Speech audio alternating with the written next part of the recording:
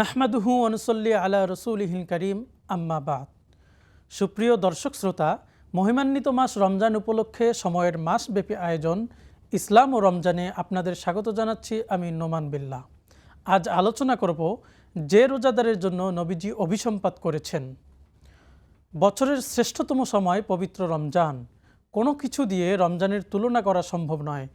এ মাসের প্রতিটি মুহূর্ত অফুরন্ত কল্যাণের। যে সময় চলে যায় তা যারা কাজে লাগাতে পারে তারা সফল, যারা হেলায় ফেলায় কাটিয়ে দেয় তারা বড় দুর্ভাগা। রাসূলুল্লাহ সাল্লাল্লাহু আলাইহি ওয়াসাল্লাম বলেছেন, যে ব্যক্তি এ মাসে একটি নফল কাজ করবে সে যেন অন্য মাসের একটি ফরজ আদায় করল, আর যে ব্যক্তি এই মাসে একটি ফরজ আদায় করবে সে যেন অন্য মাসের ৭০টি ফরজ সম্পাদন করল। অন্য হাদিসে হযরত আবু হুরায়রা রাদিয়াল্লাহু তাআলা আনহু বর্ণনা করেন, রাসূলুল্লাহ সাল্লাল্লাহু আলাইহি ওয়াসাল্লাম বলেছেন, যে কোনো নেক কাজ যদি আদম সন্তান করে তাহলে তার জন্য ১০ থেকে ৭০০ গুণ পর্যন্ত বর্ধিত করে সওয়াব লিপিবদ্ধ করা হয়। কিন্তু আল্লাহ তাআলা বলেছেন, এই ফজিলত রোজার ক্ষেত্রে ধর্তব্য নয়, কেননা রোজা আমারই জন্য রাখা হয় এবং আমি তার প্রতিদান দেব। রোজা পালনকারী আমারই কারণে স্বীয় কামাচার এবং পানাহার পরিত্যাগ করে। রোজা পালনকারীর জন্য রোজা ঢাল স্বরূপ। তার জন্য দুটি আনন্দ রয়েছে: এক, ইফতারের সময়; দুই, রবের সঙ্গে সাক্ষাতের সময়। আর রোজা পালনকারীর ক্ষুধাজনিত কারণে নির্গত মুখের গন্ধ আল্লাহ তাআলার কাছে কস্তুরীর সুগন্ধি থেকেও অধিক পছন্দনীয়। তাছাড়া মহান আল্লাহ এই মাসকে পাপমোচনের মাস হিসেবে সৃষ্টি করেছেন।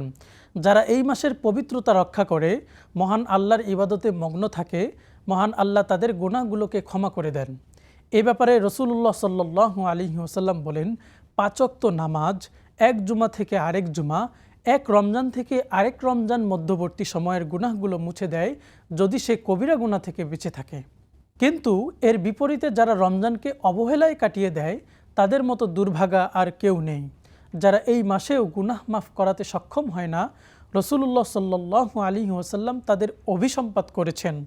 হযরত আবু হুরায়রা রাদিয়াল্লাহু তাআলা আনহু বর্ণনা করেন, রাসূলুল্লাহ সাল্লাল্লাহু আলাইহি ওয়াসাল্লাম একদিন মিম্বারে আরোহণ করেন, তারপর বলেন, আমিন আমিন আমিন। সেখান থেকে অবতরণের পর তাকে জিজ্ঞেস করা হয়, আপনি ৩ বার আমিন কেন বললেন? জবাবে নবীজি সাল্লাল্লাহু আলাইহি ওয়াসাল্লাম বলেন, আমার কাছে জিবরাইল এসে বলল, ওই ব্যক্তির ধ্বংস হোক যার কাছে আমার নাম উচ্চারণ করা হলে সে আমার দরুদ পাঠ করেনি। আপনি আমিন বলুন। আমি আমিন বললাম। ওই ব্যক্তির ধ্বংস হোক যে রমজান মাস পেল কিন্তু পাপমোচনের আগেই তা অতিবাহিত হলো। আপনি আমিন বলুন। আমি আমিন বললাম। ওই ব্যক্তির ধ্বংস হোক যে বাবা মাকে বার্ধক্যে পেল কিন্তু সেবার মাধ্যমে তারা তাকে জান্নাতে প্রবেশ করাতে পারল না। আপনি আমিন বলুন। আমি আমিন বললাম। এরই মধ্যে আমাদের জীবন থেকে অনেকগুলো রমজান পার হয়ে গিয়েছে এই রমজানের বেশ কিছুদিন। আমাদের জীবনের বিগত রমজানগুলো আমরা কতটুকু কাজে লাগাতে পেরেছি তা হিসাব করা অত্যন্ত জরুরি। কারণ আমরা কেউই জানি না যে মহান আল্লাহ আরেকটি রমজান পর্যন্ত আমাদের হায়াত রেখেছেন কিনা। যদি এই রমজানেই আমাদের অতীতের গুনাহ মাফ না করিয়ে নিতে পারি তাহলে নবীজির সাল্লাল্লাহু আলাইহি ওয়াসাল্লামের অভিশাপের পাত্র হয়ে যাব। অফুরন্ত রহমতের এই মাসে আমরা মহান আল্লাহর জন্য কত রাকাত নামাজ পড়তে পেরেছি, কত সময় কোরআন তেলাওয়াতে ব্যয় করেছি, কত টাকা সদকা করেছি, কতজন রোজাদারকে ইফতার করিয়েছি, কতজন অসহায় মানুষের পাশে দাঁড়াতে পেরেছি তা হিসাব করার সময় এখনই, যাতে পরবর্তী দিনগুলো আমরা আমাদের আমলের ত্রুটিগুলো পুষিয়ে নিতে পারি। মহান আল্লাহর দরবারে দিন রাত তওবা ইস্তিগফারের মাধ্যমে জাহান্নামের ভয়াবহ আগুন থেকে নিজেকে রক্ষা করতে পারি, পাশাপাশি দুনিয়ার সব বিপদ আপদ থেকে নিজেদের রক্ষা করতে পারি।